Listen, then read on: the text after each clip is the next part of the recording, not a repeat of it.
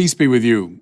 Friends, our gospel reading for this fourth Sunday of Lent is one of the greatest stories ever told, one of Jesus' most famous parables, the parable of the prodigal son. And I think in a way, it tells us everything we need to know about our relationship to God. But we have to read this story very carefully. It is so artfully crafted and so spiritually rich. Look how it begins. A man had two sons. Now that's, by the way, that's a classic biblical starting point. There's so many stories in the Bible about the two sons, the two brothers. A man had two sons. The younger of them said to his father, "Father, give me the share of the estate that's coming to me." Now, right away, we're meant to meditate on this spiritual transition, if you want. We're all the children of God. Whatever we have is from God. I mean, my whole being is a gift. The idea is to take that gift that we've been given and make of it a gift to others, which then causes the original gift to increase. That's the physics we're talking about. God is love. Out of that love, God gives us whatever we have. Now, if I, in turn, give that away to others, then the original gift increases in me. What did Jesus say? 30, 60, and 100-fold. You give away the divine life that you've received, and you get more of the divine life. But it's only in that loop of grace, gratia, gift, you receive it, and then you give it, that you come alive. There's the whole Bible. So with that in mind, listen again to the younger son's words. "Father, give me my share of the estate that's coming to me." Give me my share coming to me. 3 times he emphasizes me. I want to have all of this as my possession. Now watch what's happened there. Instead of giving the gift that he's received, he wants to hang on to the gift as his possession. What does that do? It interrupts the loop and the flow of grace. And therefore, the divine gift stops being what it's supposed to be. It now becomes this little possession of mine. That's sin, everybody. That's what sin looks like. I love, too, the detail, and something awful about it, but I mean almost comical, is what the son is saying to his loving father is, why don't you hurry up and die? In other words, I'm not willing to wait for you to die to get my share of the inheritance. Give it to me now. I mean, it's hard to imagine anything more insulting to his father. How often we sinners insult the giver of the gift. How often we make demands. It's our expectations. Give me. Come on, what's the matter with you, God? Everything we have is already a gift. But listen now, God respects our freedom. So when we turn rebellious against God, I mean, he doesn't turn us into puppets. He lets us feel the consequences of our decision. So we hear the father divided up the property. Is this what he wanted? No. But it's what his son demanded, and so respecting his freedom, he lets it happen. Well, it's the tragic moment, isn't it? The tragedy of sin is all there. God's grace, by our rebellion, turns into our property and a possession. We lose our way. Now look how beautifully this story recounts this. Where's the son go? Well, it says in our translation, he wanders into a far country. I love the Greek, though, that's behind this. The Greek says he goes into the Kora Makra. What's Makra? Big, right? Macroscopic and so on. What's the Kora? It's the open space. He goes, in other words, into the great emptiness. What's the source of fullness in life? When he's connected to his Father. When he receives the gift from his Father, gives it as a gift, he then is planted in a place of spiritual life, abundance. But when he turns the divine gift into his own little possession, he ipso facto, by an inevitable spiritual physics, wanders into the cora macra, the great empty space. Now, fellow sinners listening to me right now, you know exactly where he went because we've all been there. Whenever we reject the divine grace, that's exactly where we wander, into the great emptiness. Now, look what happens there. He quickly, we hear, squanders all of his wealth. Well, of course he does, because he's violated the law of spiritual physics. How do you keep the divine life? By giving it away. There's the whole spiritual life. There's the whole Bible. How do you keep the divine life? You give it away. When you try to turn it into a possession, you inevitably lose it. It's the high paradox, and Jesus says it all the time. The prophets say it all the time. The one who would gain his life, he has to lose his life. You try to cling to your life, you will lose it. Same principle here. Same principle. It's the dynamic, the spiritual physics of the cora macra. The tighter I cling to it, the less I have it. He hires himself out to feed the pigs. Now, we see that as bad enough, but you're a Jew now in the first century? The pigs? This unclean animal? That's where he's been reduced now, that he's hired himself out to feed pigs. In fact, he's so hungry that the pods he's feeding the pigs look good to him. He's hit rock bottom. That's what we're saying here. Anyone that's been through a 12-step process knows what I'm talking about there, to hit rock bottom when you know, look, it can't get any worse. I love the fact here in the cora macra, it's all about hiring.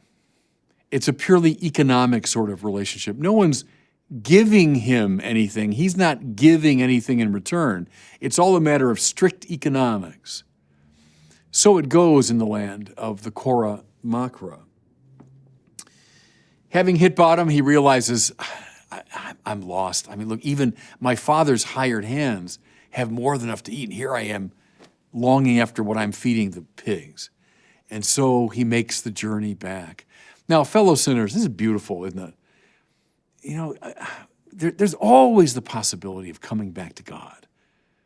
Never, ever feel, I'm so deep in the cora macra, I'm so deep in despair and lost that I can't come home. No, you can always come back.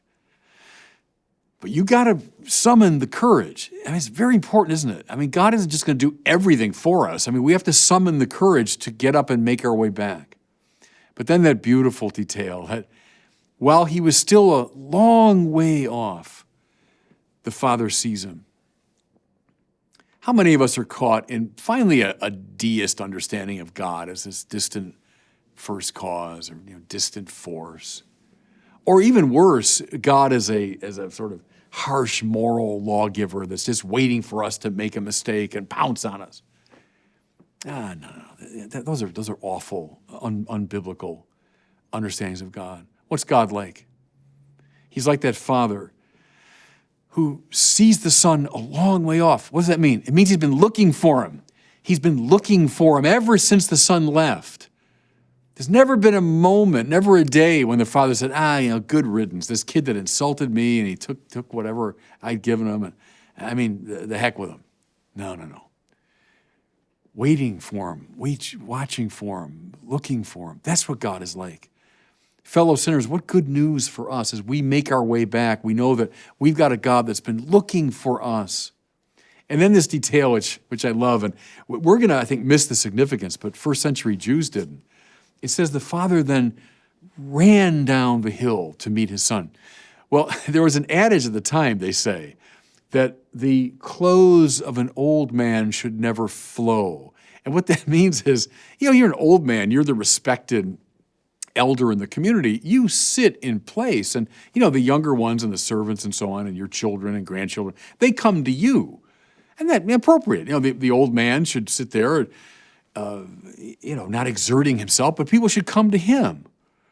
Well, here's this image now of this older man, this father, and he's running down the hill with a reckless abandon. throwing caution and respectability to the winds. That's what God is like, everybody. That's what God is like as he runs down the hill to greet us. And then we hear beautifully, put a ring on his finger. Well, what's that? It's a wedding ring. See, what does God want? This is Bible from page 1 of Genesis to the last page of Revelation. God wants to marry his people. Isaiah told us that. Jesus comes as the bridegroom, the church is his bride. Right? That image runs right through the whole Bible. What's sin? Sin is a breaking of that marriage relationship. It's a rupturing of it. So now the son that comes back seeking forgiveness, well, the father puts a ring on his finger, the ring of marriage, of healed relationship. What does he say? This son of mine was dead and has come back to life. See, where do you die spiritually? In the Kora Makra. And when you cling to the divine life, try to make it your own possession, that's how you die spiritually. How do you live? By coming back into this graced relationship with the Father. And so, yes, you've got the ring back on your finger, and yes, you were dead, but now have come back to life. Beautiful, beautiful. And many of us in reading this great story stop there and say, well, isn't that enough? Well, no, because the last part of the story, in many ways, is the most important, I think. Because then we hear about the older son, so superficially different from his younger brother, but actually was in the same spiritual space. He was, even though he was physically close to home, he was in the Kora Makra too, the great emptiness. How do we know? Well, listen to his language when he finds out that the father has killed a fatted calf and put a ring on his son's finger and is having a celebration. What does the older brother say? For years, I have slaved for you. I never disobeyed any of your orders, yet you never gave me so much as a kid goat to celebrate with my friends. And then this son of yours comes home and you kill the fatted calf. Well, look at the language again. Slaved for you. I've been your slave. You're my master. I've never disobeyed you. It's a relationship of command and obedience. I mean, even though he's physically close to the Father, he's completely missed the Father's spirit. He insists on being in this kind of purely economic relationship to him, of exchange. You do this, I'll do that. You're good to me, I'll be good to you. See, that's all Kora Makra language. That's all the language of calculation and hiring and firing. No, that's not how God wants to relate to us. But rather in this loop of grace, I give. You find a way to give it away, and I'll give even more. Now we're talking. Listen what the Father says. My son, you are with me always, and everything I have is yours. If you could only believe it. See, that's the problem with the older brother. He can't believe it. Everything I have is yours. Don't you get it? I'm all about the giving of gifts. God gains nothing from the world. How could he? He created the whole thing. God doesn't benefit from us. Rather, everything we have is sheer gift. Everything I have is yours. If only you could believe it in your heart and then find a way, listen, to conform yourself with that same manner of being, giving away what I've given to you. You'd find your whole life is like a great celebration. Your younger brother was in the same mess you were, but he's come back to life. Implication to the older brother, it's time for you as well. Now, does he respond? We don't know. We don't know. We're both these brothers, all of us sinners. Can we find the right way to relate ourselves to the God who is nothing but gift-giving, nothing but love? And God bless you. Thanks so much for watching. If you enjoyed this video, I invite you to share it and to subscribe to my YouTube channel.